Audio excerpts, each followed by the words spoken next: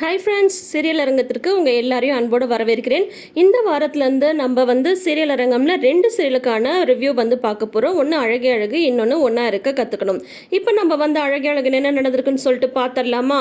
சுரேஷ் போலீஸாக இருக்காரே, அவர் போய் இப்படி ஒரு வேலையை செய்யலாமா, அப்படி என்ன செஞ்சுருக்காருன்னு சொல்லிட்டு பார்த்தீங்கன்னா, சுரேஷ் வீட்டுக்கு வராங்க. இவங்க இப்போ பார்த்தா தங்கராஜோட வீட்டில் தான் 2 பேரையும் தங்க வச்சுருக்காங்க இல்லையா? 2 பேருக்குள்ளார ஒரு அண்டர்ஸ்டாண்டிங் வரணுமாமா.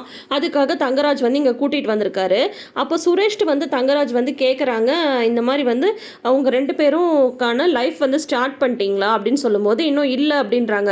அதனால தான் இந்த பிரச்சனைலாம் வருது. நீ ஒன்று பண்ணு, நம்ம வீட்லேயே உன்னோட வாழ்க்கையை நீ ஆரம்பிச்சிட்ட அப்படின்னு அவர் தான் சொன்னாருன்னா, இவர் கொஞ்சம் கூட புத்தி இல்லாமல் மதியோட பெர்மிஷன் இல்லாமல் மதியை போய் தொடுறாரு.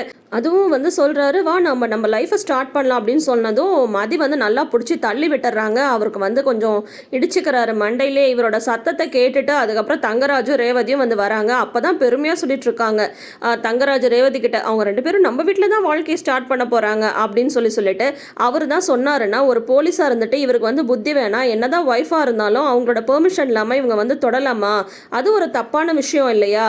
இப்போ பார்த்தா எல்லாருக்கும் ஷாக்கு. கேட்டால் இப்போ அடுத்தது மதி தள்ளி விட்டுட்டாங்க, ரூடாக நடந்துக்கிறாங்க அப்படின்னு சொல்லுவாங்க. ரூடா இல்லைங்க, மண்டையை உடைச்சா கூட தப்பில்லை.